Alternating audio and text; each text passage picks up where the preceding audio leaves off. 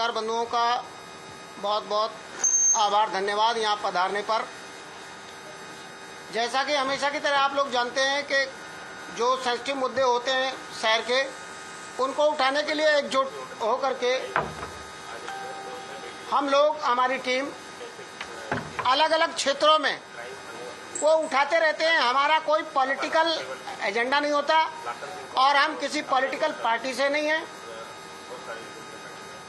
जब जब शहर में हमें लगता है कि आवाज़ उठनी चाहिए, तब तब हम आवाज़ उठाते हैं और बेधड़क, निर्भीक होकर। और सभी इस बात का गवाह हैं, हमारे मीडिया बंधु, और इन्होंने दमखम के साथ आप लोगों ने भी हमेशा हमारी आवाज़ को सरकार तक पहुंचाया है और उसमें सरकार ने कहीं ना कहीं अमल भी किया। लेकिन जब हम सरकार तक अपनी बात पहुंचाएंगे नहीं तो अमल में कैसे आएगी। हर बार की तरह इस बार भी एक मुद्दा है और जो गंभीर मुद्दा है इस शहर के लिए, वैसे तो देश दुनिया के लिए, लेकिन इस शहर के लिए हम अपने शहर की चिंता हमें होनी चाहिए। जो महिला अपराध है वो लगातार शहर में बढ़ रहा है, घटने का नाम नहीं ले रहा और बार बार पुलिस की कार्यप्रणाली पर प्रश्न चिन्ह लगता है।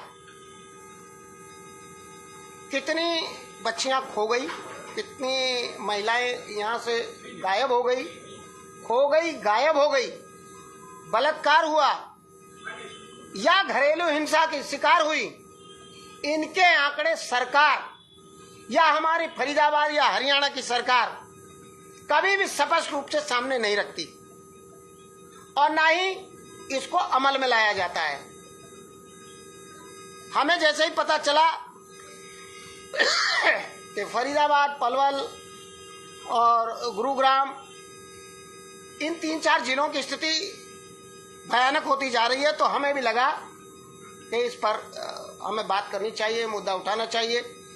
तो हमारे अभी गोस्वामी जी, अभिषेक गोस्वामी जी, ये लगातार इस पर काम कर रहे थे। इन्होंने दस्तावेज निकाले, हमारे प्रीतपाल जी और हमारे बुजुर्ग साथी, तो ये सभी लोग ने मिलकर मन बनाया कि भाई क्यों ना इस पर आवाज़ उठाई जाए और इस पर बात करी जाए। सरकार तक ये बात पहुंचनी चाहिए और सरकार अगर मीडिया के माध्यम से ये बात सुनने को तैयार नहीं है तो इसका मतलब है कि सरकार दोषी है, इसका मतलब है अधिकारी दोषी हैं।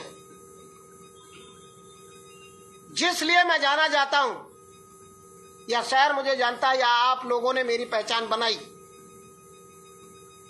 मैं उस काम के लिए अभी भी तैयार हूं। तीर भी वही है अर्जुन का, अर्जुन भी वही है, बाण भी वही है, धनुष फिर से तान दूंगा, पीछे नहीं हटूंगा। अगर अनशन, धरना, प्रदर्शन करना पड़ा तो करूंगा। सरकार को ये चेतावनी है और अब के मुद्दे कई होंगे, सिर्फ एक मुद्दा नहीं होगा। पहले एक मुद्दे पर बैठता था, अब कई मुद्दे एक साथ हैं, उसकी बाद में चर्चा करेंगे। उससे पहले हमारे साथी प्रीतपाल जी 2 शब्द कहेंगे, उसके आगे चर्चा आपको दस्तावेजों की होगी। नमस्कार बंधुओं, मैं आप सबका तहे दिल से अति धन्यवादी हूँ, क्योंकि आज ही नहीं, जब जब भी आवाज़ उठाने की ज़रूरत पड़ी है प्रशासन के खिलाफ या शासन के खिलाफ, आप लोगों ने बखूबी उस बात को निभाया और हमें उस बात के लिए आग्रह किया है कि आप आगे आओ, हम आपकी आवाज़ पहुँचाएंगे, और आपने आवाज़ पहुँचाई है, इसलिए मैं आपका धन्यवाद करता हूँ। बहुत बहुत शुक्रिया आप सब लोगों का। और बात मुद्दे की ये है कि जितने क्राइम, जितने अत्याचार, जितना भ्रष्टाचार हमारे हरियाणा में बढ़ रहा है, खासकर हम फरीदाबाद की बात करें तो उसका लेवल ऊंचा होता जा रहा है, उसका ग्राफ नीचे नहीं आ रहा। तो जैसे कि और मुद्दों के ऊपर भी, चाहे वो सड़क का मुद्दा हो, चाहे वो करप्शन का मुद्दा हो, किसी चीज़ का मुद्दा हो, आपने हमारी आवाज़ उठाई है और आज भी हम आपके माध्यम से ये आवाज़ उठाना चाहते हैं कि जो महिलाओं के ऊपर अत्याचार हो रहे हैं उन अत्याचार को कैसे कम किया जाए। जो महिलाएं किडनैप हो जाती हैं या जो महिलाओं के साथ रेप हो जाता है उनके केसेस का क्या होता है, उसके बारे में कोई रिपोर्ट हमें नहीं मिलती। उस सारे आंकड़े को इकट्ठा करने के लिए हमारे अभिषेक जी जो तत्पर थे उन्होंने कुछ आंकड़े इकट्ठे किए हैं जो वो आपके सामने रखेंगे। और शर्मनाक आंकड़े हैं वो। अगर आज हम उसकी आवाज़ आपके माध्यम से नहीं उठाएंगे तो शायद ये ग्राफ इतना ऊपर तक चला जाएगा कि उसको रोकना बड़ा नामुमकिन हो जाएगा। हालांकि हम मानते हैं कि नामुमकिन कुछ नहीं है, लेकिन नामुमकिन हो जाएगा अगर हम लोग आवाज़ नहीं उठाएंगे। तो आपका माध्यम हमारे लिए सरप्राइज है। अभिषेक जी आपको बाकी का आगे का सारा जो उन्होंने डिटेल ली है वो आपको बताएंगे। धन्यवाद। देखिए, मैं ज़्यादा समय किसी का वैसे नहीं लूँगा और सीरियस मुद्दा है। आज एक बहुत बड़ा मुद्दा है, देश का मुद्दा है, देश की महिलाओं का मुद्दा है ये, ठीक है। उनकी सुरक्षा को लेकर सवाल कहीं ना कहीं सरकार पे खड़े होते हैं, प्रशासन पे खड़े होते हैं, जिसको लेकर मैंने कुछ आरटीआईयाँ लगाई थी। पिछले 8-9 महीने मैंने प्रशासन से लड़ाई लड़ी, जिसके बाद मुझे सबूत मिले।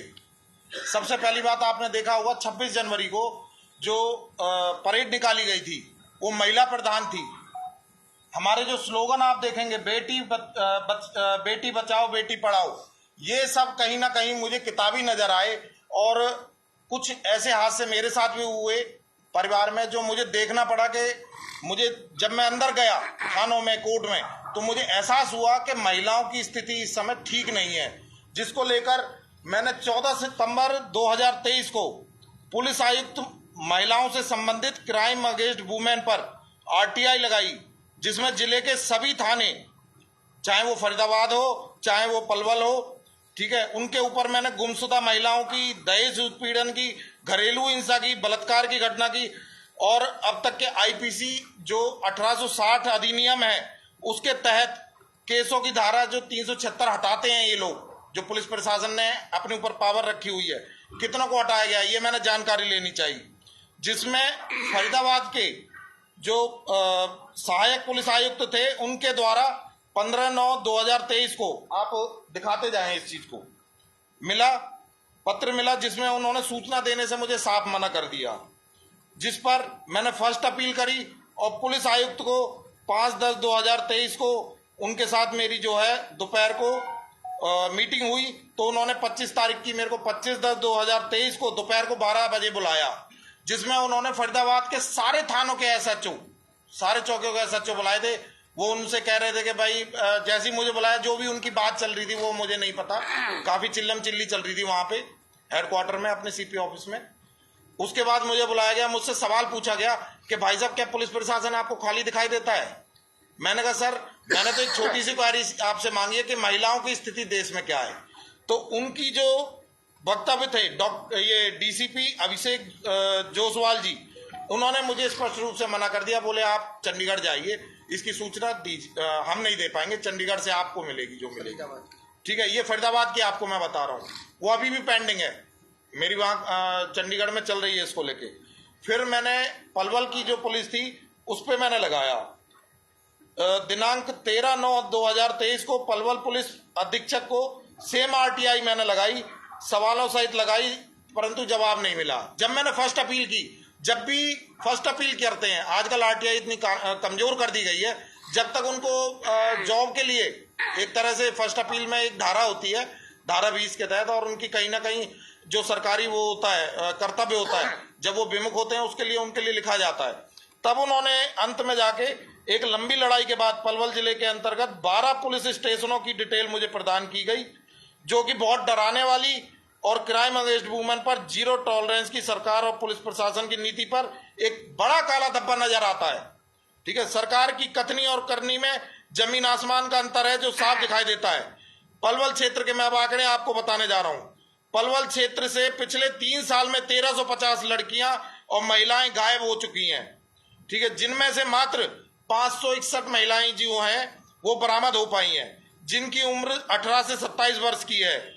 आगे की डिटेल मैं आपको चार्ट है उसमें मौजूद है, वो पीछे आप देख लीजिए। पलवल के गांव और शहर को मिला के बहुत डराने वाली बात बता रहा हूं, हर 2 दिन के अंदर 3 लड़कियां गायब हो रही हैं। हर 2 दिन के अंदर 3 लड़कियां पलवल शहर में गायब हो रही हैं प्रेजेंट भी। ये ज्यादा पुराने आंकड़े नहीं है, 3-4 महीने पुराने आंकड़े।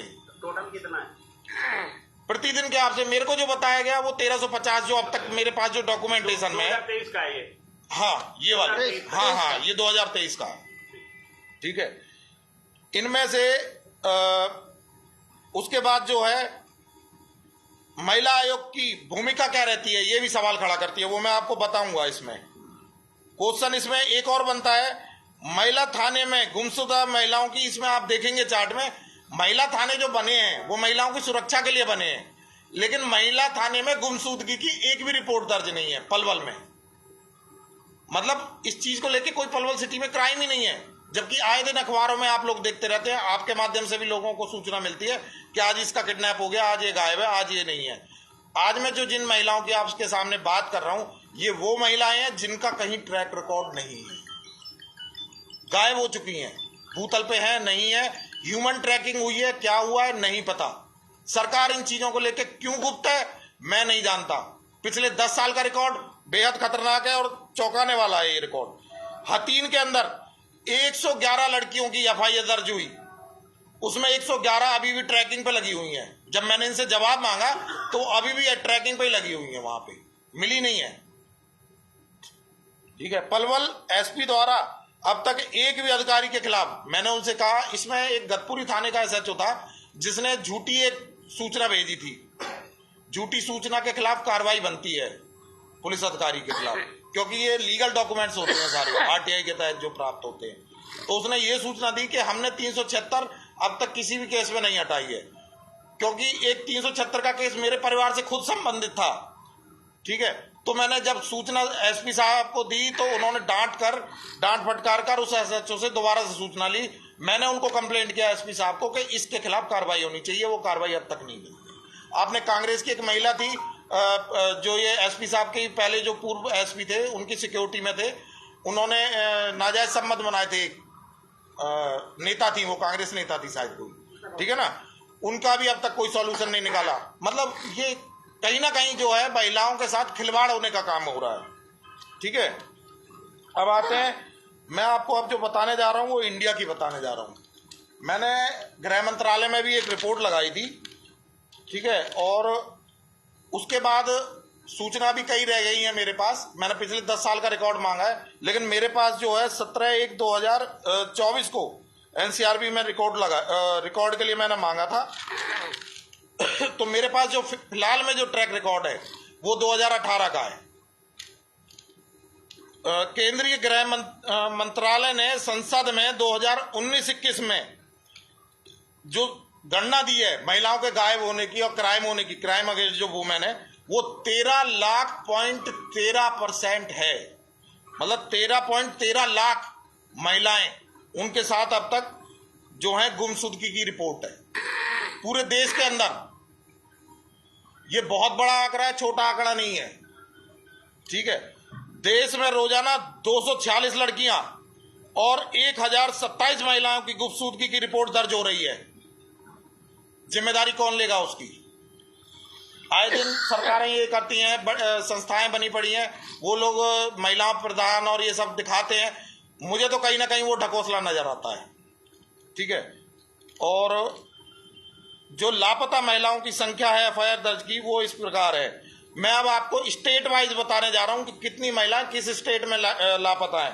बिहार में 14,869, कर्नाटक में 14,201, हरियाणा जिसमें हम बैठे हैं, खट्टर साहब कहते हैं बेटी पढ़ाओ बेटी बचाओ का जो अभियान है, उसके तहत इनका 12,622 रिकॉर्ड है। मैं दोबारा से दोहराऊंगा, हरियाणा के अंदर 12,622 का रिकॉर्ड है।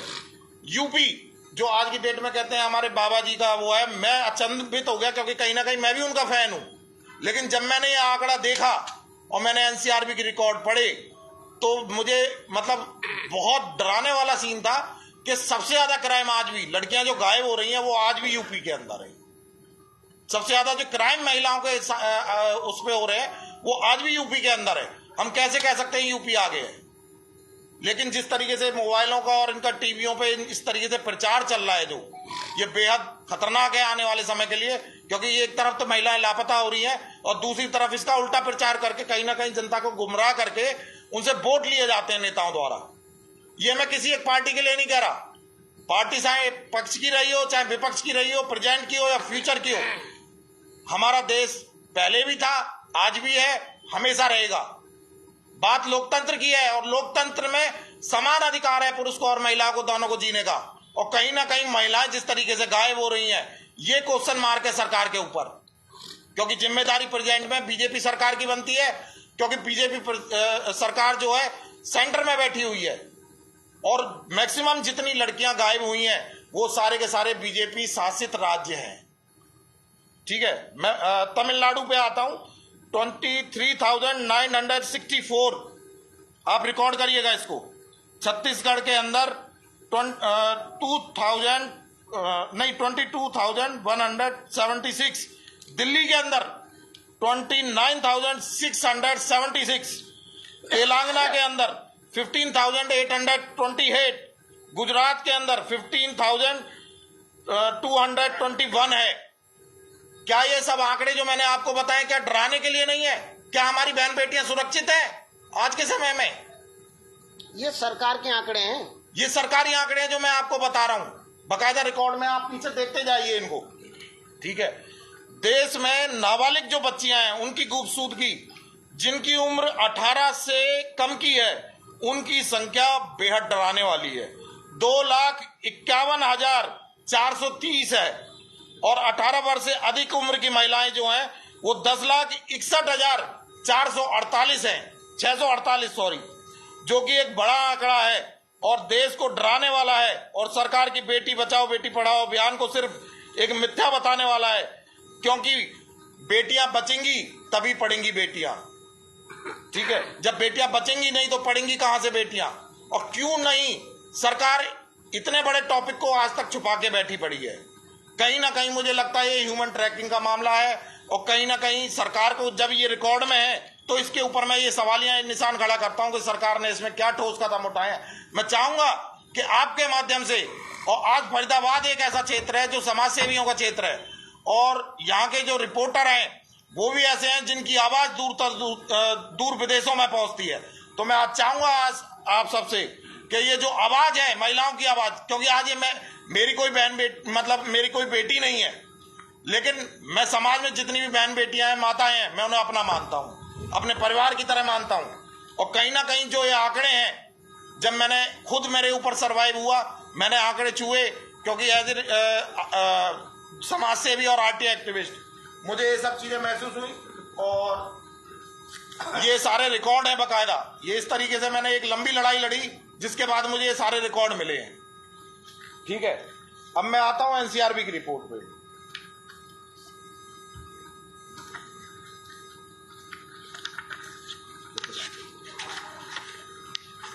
मैंने अपने डीजीपी साहब को एक ट्वीट किया था।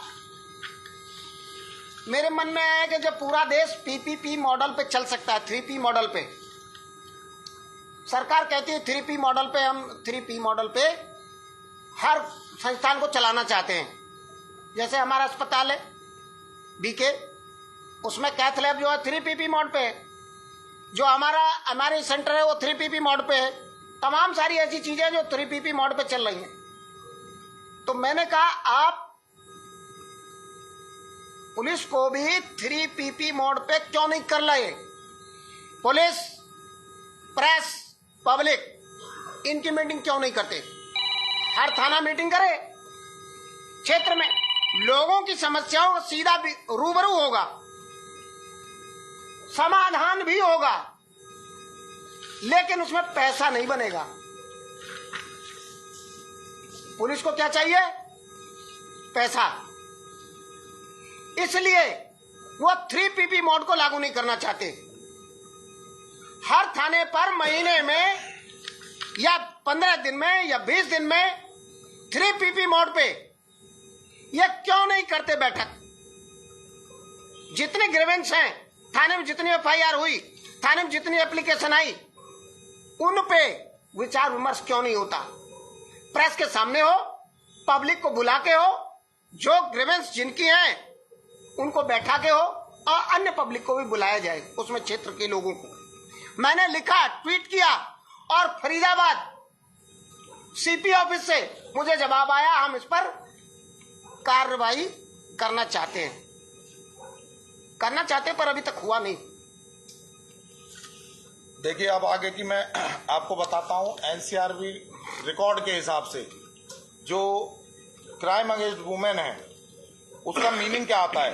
This violence includes physical aggression such as sexual abuse और and rape, acid attack, sexual harassment, kidnapping and abducting of women for marriage, extreme but not unknown causes, and that as the result, ठीक है, any act which is based on gender violence that result in or is likely the result in physical, mental, sexual or suffering to women, including threats of such acts, coercion or arbitrary deprivation of our liberty, मतलब उसकी आज़ादी को कहीं ना कहीं कोई रोकता है तो वो भी कहीं ना कहीं उसका जो है हनन करना हुआ उसके अधिकार का महिला के। Whether occurring in public or private life।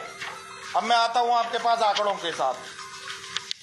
ये जो मेरे पास रिकॉर्ड है ये 2018 का रिकॉर्ड है। इसको लेने के लिए भी मेरे को घुटने टेकने पड़ गए। हालांकि मैंने प्रेजेंट का रिकॉर्ड मांगा है पिछले 10 साल का, लेकिन इसके लिए भी मेरे को घुटने घिसने पड़ गए।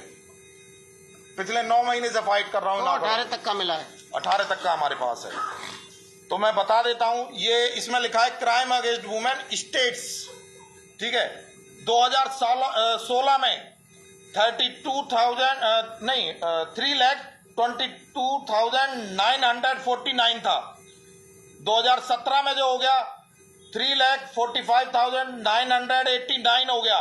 2018 में 3,63,817 हो गया। 92% का इजाफा हुआ है क्राइम में धीरे धीरे। 16 से 18 के रिकॉर्ड के हिसाब से जो है 3 साल में, हाँ पिछले 3 साल के अंदर। आप अब का सोचिए कितना बुरा हाल होगा। 96% बहुत बड़ी बात है। अब आ जाते हैं हम यूनियन टेरिटरीज पे, जैसे दिल्ली जो है राजधानी अलग से बनी पड़ी है, इस तरीके के जो राज्य हैं उसमें भी डराने वाला है। 16,005 है 2016 का रिकॉर्ड। फिर 17 में जो हुआ वो 13,860 हो गया और 18 में ये 14,460 हो गया। इसका थोड़ा सा है एवरेजन है, जिसको सरकार थोड़ा एवरेज में लेके चलती है। 0.38 माना जाएगा इसको, है ना। अब ये रहा वो रिकॉर्ड जिससे मुझे पता चला, बेहद डरावने वाला था ये। आप इसमें देखेंगे, मैं चाहूंगा आप लोग दिखाएं। यूपी नंबर 1 है वुमेन्स अगेंस्ट जो क्राइम है, क्राइम अगेंस्ट वुमेन है। यूपी जो है वो नंबर 1 है, ठीक है। 2016 में 49,262 जो थे वो केस थे। 17 में वो 56,000 कुछ हो गए और 18 के अंदर वो 59,445 पहुंच गए। 15.7% का 2018 तक का इजाफा हुआ है।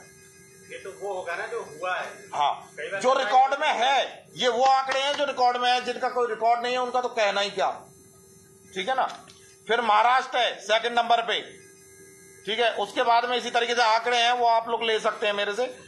फिर आता है 3rd नंबर पे वेस्ट बंगाल, फिर आता है मध्य प्रदेश, फिर आता है राजस्थान, फिर आता है असम और लास्ट में आता है दिल्ली, ठीक है। अब मैं ये आप लोगों से जानना चाहूंगा, ये जितने भी हैं, यूपी बीजेपी शासित प्रदेश है, महाराष्ट्र बीजेपी शासित प्रदेश है, वेस्ट बंगाल सिर्फ एक यही है जो थोड़ा सा अलग है, ठीक है। मध्य प्रदेश ये भी बीजेपी सरकार है, राजस्थान बीजेपी सरकार है, असम आप लोगों को इन सब का पता है क्या नहीं है। डाटा पॉइंट टेबल नंबर 3 पे आते हैं, है ना। Data from India case registered under IPCS, ठीक है ना। 2016 से 18 तक, 2018 तक का जो रिकॉर्ड है, डॉरी का जो डेथ का केस है वो है 7,166, ठीक है। एसिड अटैक 228, जो पहले कम था धीरे धीरे बढ़ गया। फिर अटेम्प्ट टू एसिड अटैक वो 59 है। सेक्सुअल हिरासमेंट 20,962 है। ये मैं 2000 आंकड़े के बता रहा हूँ आपको, 18 के। पूरे देश के दिल्ली प्रदेश बता रहे हो अभी? ये पूरे देश के हैं, ठीक है ना। फिर किडनैपिंग और एबडक्टिंग, जो मैं अभी बता रहा था, मैरिज के लिए और मतलब किसी को जबरदस्ती शादी के लिए वो करना, तो ये है 33,354, ठीक है। फिर आ जाइए आप रेप पे। रेप में 33,356, ठीक है। अटेम्प्ट टू कमिट रेप, क्योंकि ये भी अभी जो केस हमारा एक चल रहा है उसमें जो है जो कोशिश होती है वो भी 375 में आती है और वो कन्वर्ट होती है 376 में। लेकिन जो पुलिस प्रशासन क्या करता है, गुमराह करता है। वो अपनी कहीं ना कहीं अर्निंग और सोर्स देखता है और वो रिपोर्टों को बेदक वो करके दरकिनार करके असली रिपोर्टों को और नई रिपोर्टें तैयार करते हैं। और जो चालान पेश करते हैं वो इतनी देरी से करते हैं, क्योंकि मैं भुक्तभोगी हूं उसको लेके। साल तक 2 साल तक 3 साल तक उनके चालान नहीं जमा होते। चालान जब जमा होते हैं जब उनके ऊपर फोर्स पड़ता है। तो इस तरीके से जो है ये कहीं ना कहीं क्राइम को बढ़ावा देते हैं। अब पेज नंबर 5 देखिए, कोर्ट करती है पेपर पे वर्क, क्योंकि पुलिस की जो रिपोर्ट होती है वो मायने रखती है, वही कोर्ट में चैलेंज की जाती है वकील द्वारा, सेकंड पार्टी के द्वारा, ठीक है ना।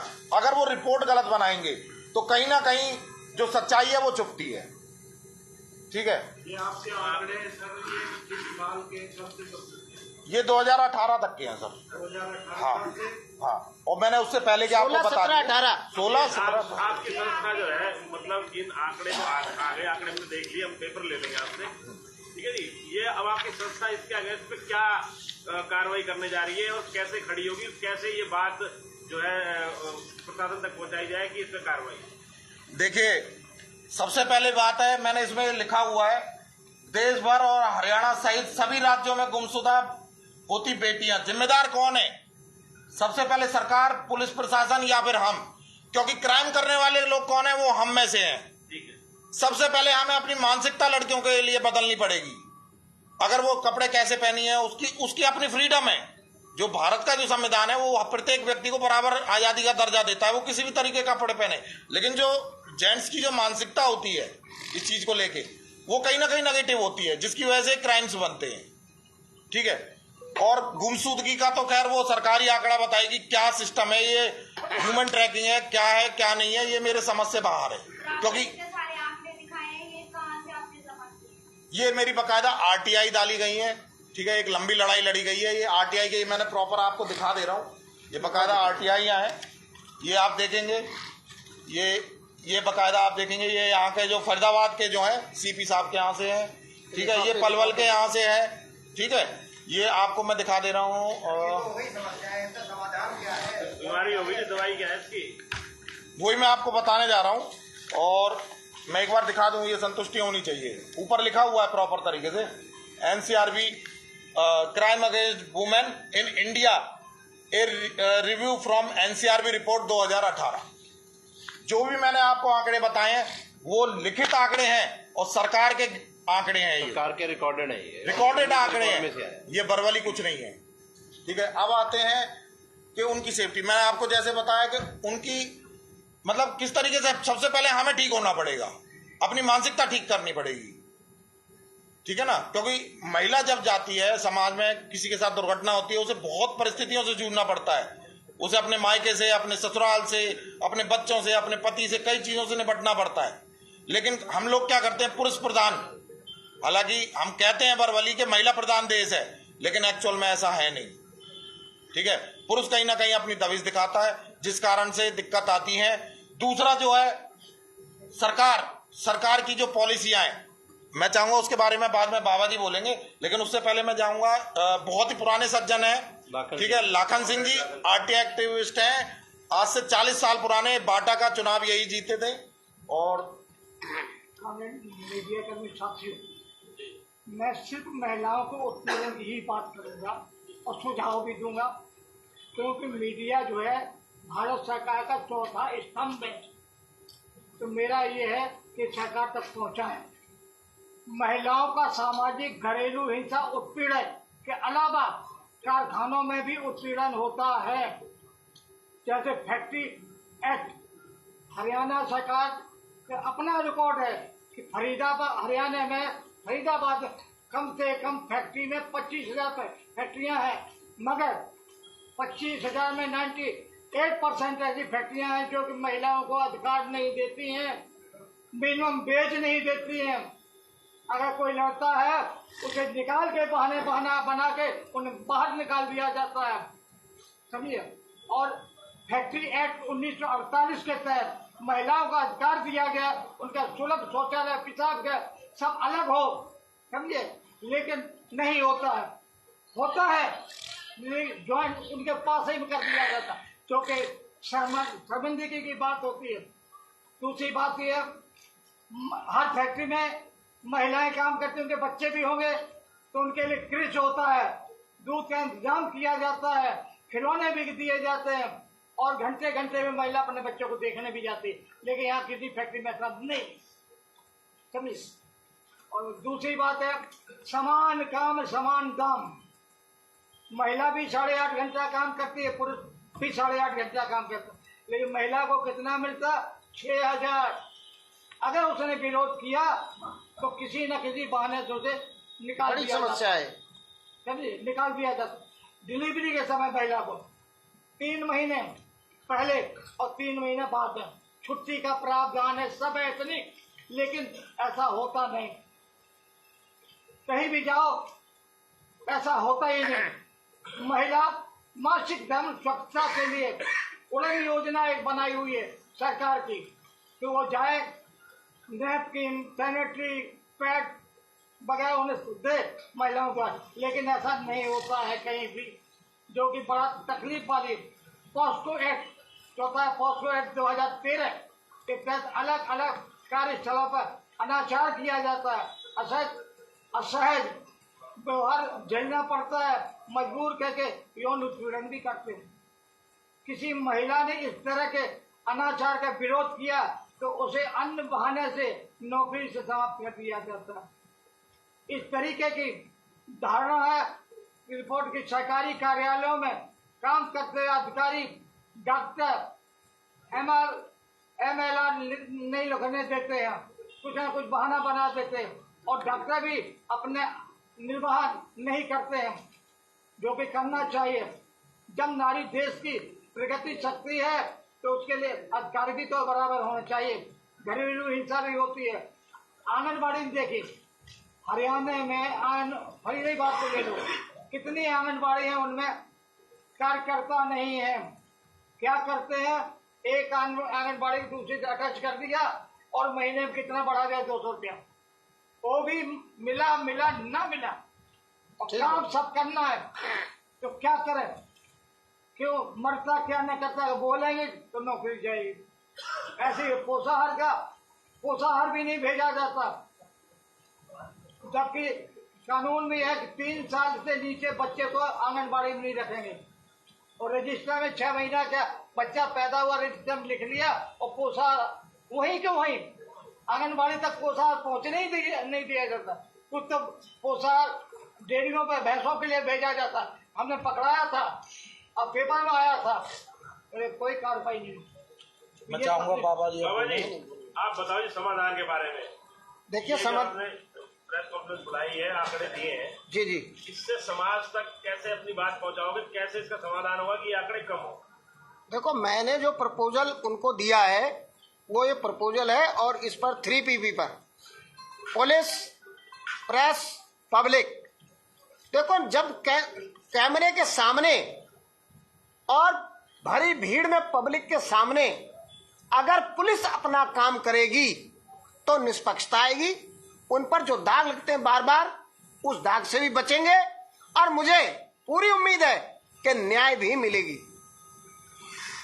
और इससे अपराध में कमी आएगी। जो अपराध बढ़ रहे हैं उनमें भय पैदा होगा अपराधियों में कि भाई ये जो ये बैठकें हो रही हैं, ये 3PP मॉडल पे ये लेंस के सामने हो रही हैं, ये छुपा भी नहीं सकते।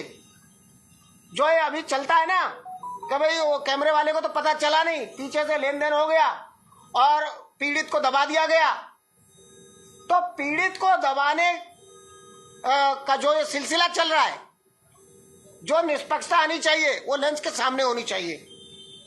उनके यहाँ भी कैमरे लगे हुए हैं, लेकिन लेन देन कहाँ होता है?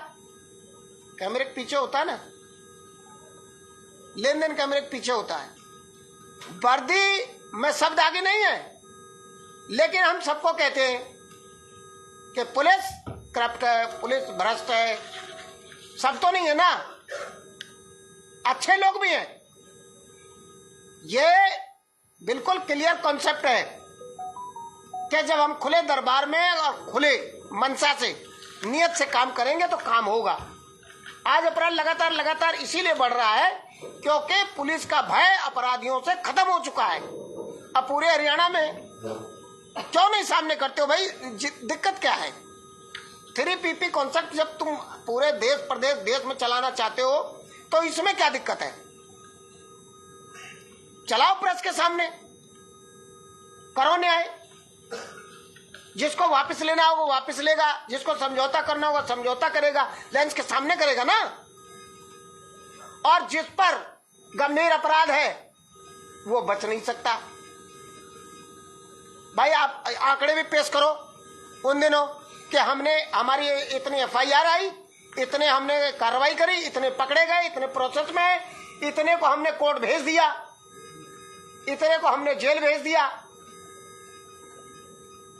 बहादुरी दिखाने का मौका है, नियत साफ होनी चाहिए। अपराध रोकने का मौका है, नियत साफ होनी चाहिए। नियत साफ नहीं है, अधिकारी हमारा नेता भ्रष्ट नेताओं के दबाव में काम कर रहा है, उन पर पहरा लगा रखा है। अधिकारियों पर अधिकारी दबा हुआ है। अधिकारी की मंशा अगर है ईमानदारी दिखाने की तो अभी नेता नहीं दिखाने दे रहे। नेता चाहते हमारे इशारे पर काम हो, अपराधी किसी भी प्रवृत्ति का हो नेता के पास पहुंच जाए, वो क्लीन चिट हो जाता है। कारण क्या है? क्योंकि ये पारदर्शिता नहीं है। वो जिस दिन ये 3PP आ जाएगा उस दिन ये नेताओं के जो दबाव हैं वो भी फेल हो जाएंगे, इसलिए लागू नहीं करना चाहते। लेकिन हम कोशिश करेंगे, हम इस लड़ाई को लड़ेंगे। 3PP कहीं हो या ना हो, लेकिन फरीदाबाद में लागू करा के रहेंगे। फरीदाबाद में इस 3PP मॉडल को हम लाएंगे। एक और चीज मैं आप लोगों के समक्ष रखना चाहूंगा। आप लोगों ने देखा होगा प्रत्येक राज्य के अंदर महिला आयोग जो है होता है, सफेद हाथी, जो वुमेन्स के लिए काम करता है, वुमेन्स के प्रोटेक्ट के लिए काम करता है। लेकिन एक डरावना वाला आंकड़ा है मेरे पास, पलवल सिटी का ही है, क्योंकि आंकड़े मुझे वहीं से मिले और एक NCRB की रिपोर्ट है मेरे पास। पुलिस प्रशासन से मैंने मांगा कि महिला जो आयोग का जो भूमिका है केसों में अब तक क्या रही, तो आप देखेंगे नील बटा सन्नाटा है। कहीं भी भूमिका एज रिकॉर्ड बकायदा लिखा हुआ है कि कोई भूमिका नहीं, शून्य है। तो पलवल का कोई भी ऐसा केस महिला के पास गया ही नहीं है, शून्य है। ठीक है ना, चाहे वो गया चाहे नहीं गया। अगर कोई केस हाईलाइट होता है महिला का, तो सबसे पहली बात हमें महिला आयोग को ताकतवर बनाना पड़ेगा और उसमें निष्पक्षता के साथ वो जो है उस महिला के साथ कार्य करे, मिलकर उसको जो न्याय दिलाने की प्रक्रिया है उसमें सहयोग करना चाहिए, जबकि ऐसा है नहीं। ठीक है ना। दूसरा, जो पुलिस प्रशासन बाबा ने बता दिया कि सबसे बड़ी बात यह है कि ये होना चाहिए कि पुलिस प्रशासन को भी निष्पक्ष रूप से काम करना चाहिए। तीसरी बात एक और है, तीसरी बात यह है कि जितने भी बड़े बड़े, चाहे वो जिले के CP हैं, SP हैं, जो भी है, DSP हैं रैंक में, जिनके ऊपर प्रभार होता है पूरे जिले का, अगर किसी अधिकारी की कंप्लेंट आती है, ठीक है, कंप्लेंट आने के बाद उसके ऊपर कोई कार्रवाई नहीं की जाती, ठीक है, उसका जीता जागता सबूत है कि इसमें मैंने लिखा हुआ है रिमूव्ड IPC एक्ट ना, ये है आपका action taken by SP on corrupt officer. सब जगह नीलबटा सन्नाटा है, सब जगह। ठीक है ना। तो सबसे बड़ी बात यह है, अगर किसी की शिकायत आती है उसकी जांच हो प्रॉपर तरीके से अधिकारी की, और जो केस उसके पास जिसके रिगार्डिंग उसने वो गलत किया है, भ्रष्टाचार किया है, वो केस उसके पास से तभी के तभी चेंज हो जाए, किसी और अधिकारी पे जाए, और रिपोर्ट आने के बाद उसकी क्या उसने सही करा है कि गलत करा है, जो सरकारी जो जॉब लगती है जब, तो उनको एक वचन दिलवाया जाता है, ठीक है, उसके जो सेवा शर्त कहते हैं उसे, उसके आधार पे उनको ऊपर जुर्माना लगना चाहिए और उनको बर्खास्त भी करना चाहिए। जब जाके जो है कहीं ना कहीं महिलाओं के आंकड़ों में सुधार का काम होगा। और सबसे बड़ी बात, जितने भी पुरुष हैं उनको जागरूक होना पड़ेगा। मैं आह्वान करता हूं आप सबके माध्यम से, महिलाओं को, अपने देश की, अपनी बेटियों को, बहनों को, सबका मैं आह्वान करता हूं कि आप आइए, निकलिए, एक बड़ा आंकड़ा, क्योंकि बहन बेटियां किसी ना किसी रूप में प्रत्येक घर में विराजमान है और मां दुर्गा शक्ति का रूप कही जाती है। तो मैं ये स्पष्ट कहना चाहता हूं, दुर्गा किसी से कमजोर नहीं है। शिव बिना दुर्गा के पूरा नहीं है, शक्ति के बिना शिव नहीं है, ठीक है ना। तो मैं आह्वान करता हूं आपके सभी के चैनलों के माध्यम से, महिला शक्ति आगे आए जगह जगह, क्योंकि जो सरकार ढोल पीट रही है कि हमने महिलाओं के लिए ये करा, फलाना करा, ढेका करा, बेटी बचाओ बेटी पढ़ाओ, सब कहीं ना कहीं भूतल पे ढकोसला है वोटों को लुभाने के लिए। तो वो लोग आगे आए, इसको कन्वर्ट करें अपनी सुरक्षा के लिए। और एक और चीज मैं कहना चाहूंगा, प्रत्येक माता पिता जो जिनके घर में बेटियां हैं, ठीक है ना, कम एज की हैं, वो कहीं ना कहीं अपने बच्चों को, जैसे जूडो कराटे होते हैं और भी फिजिकल एक्टिविटी होती है, बॉक्सिंग हो गया, ये सब कुछ ना कुछ ऐसा करें, क्योंकि जिम्मेदारी कहीं ना कहीं हमने, जब सरकार नहीं ले रही, पुलिस प्रशासन हमारी जिम्मेदारी नहीं ले रहा, तो कहीं ना कहीं हमारी जिम्मेदारी बन जाती है। क्योंकि सबसे पहली जिम्मेदारी हमारी अपनी है कि हमें अपनी बहन बेटियां सुरक्षित करनी है, ठीक है ना। तो मैं यही कहूंगा कि हम लोगों को भी सुरक्षा करने के लिए, उनको बचपन से ही ट्रेनिंग देनी पड़ेगी।